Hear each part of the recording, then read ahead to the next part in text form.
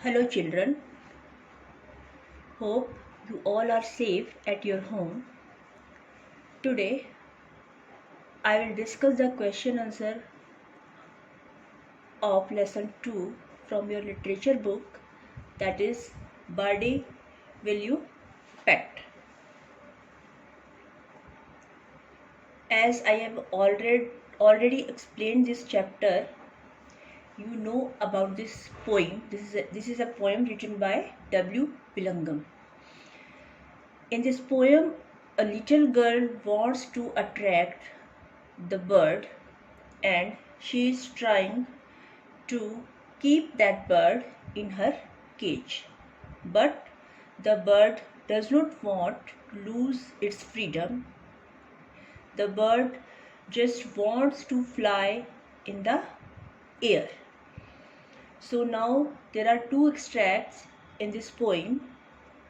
First one extract, it is written at the back of your exercise. In your exercise you will find the extracts. There is first question, who is I in the above lines? जो extract दिए हुए हैं आप उनको thoroughly पढ़ेंगे. आपको लिखना भी ऐसे ही है, आई वुड रैदर, फिर डॉट डॉट लगा के लास्ट के 2 वर्ड्स आप इसमें लिखेंगे. First question is who is I in the above lines. इन लाइन में आई किसको कहा गया है? I refer to the bird in above lines. I किस लिए यूज हुआ है? बर्ड के लिए यूज हुआ है. Ivy is a plant. What does the bird want to convey by describing it as a wall? Ivy जैसे कि पोएम में मेंशन किया था कि एक प्लांट है, तो जो बर्ड है वो क्या कहना चाहता है?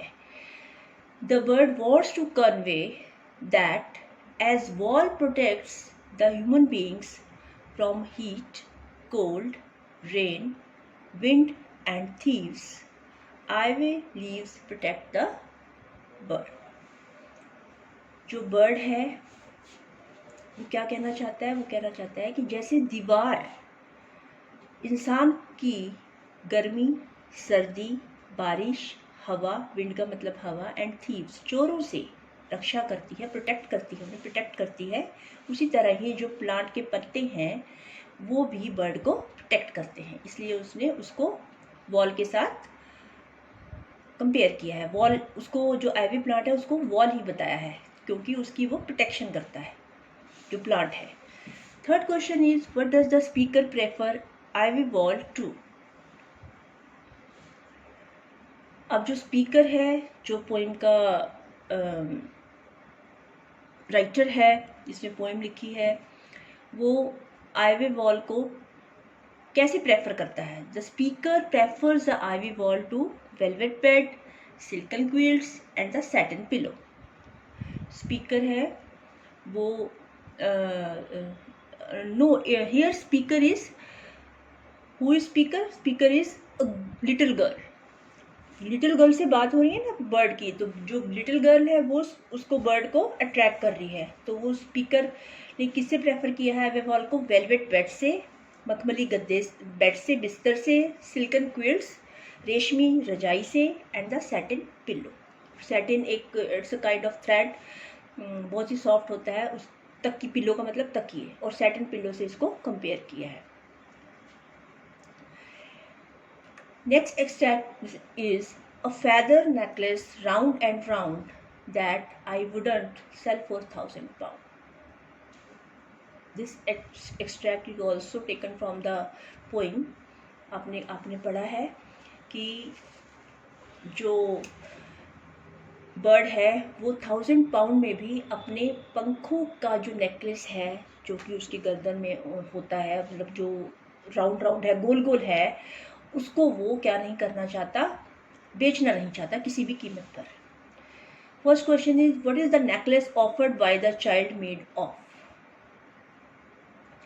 जो नेकलेस चाइल्ड ने, जो लिटिल गर्ल ने ऑफर किया बर्ड को, वो किस चीज़ का बना हुआ है?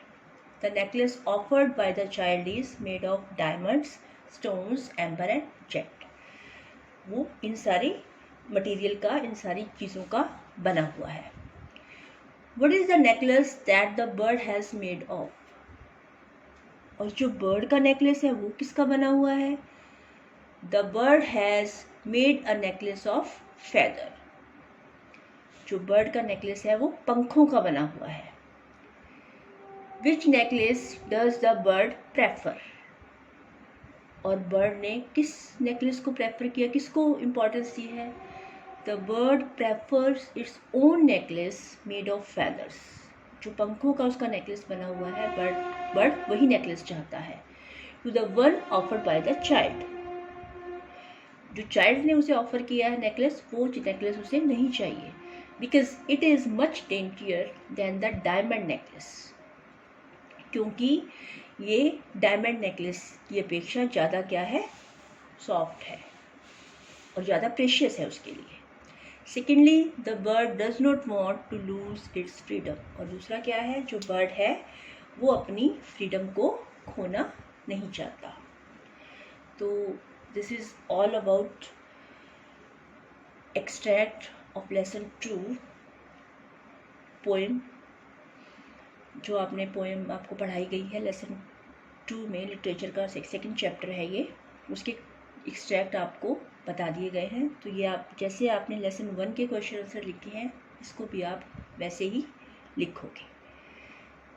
ठीक है, आप साइड बाय साइड, पहले भी बताया है आपको कि इनको आप साथ साथ याद भी कर लीजिए ताकि आपको डिफ़िकल्टी ना उठानी पड़े। In my next lecture, I will take the 3rd chapter from your literature book. So till then, take care.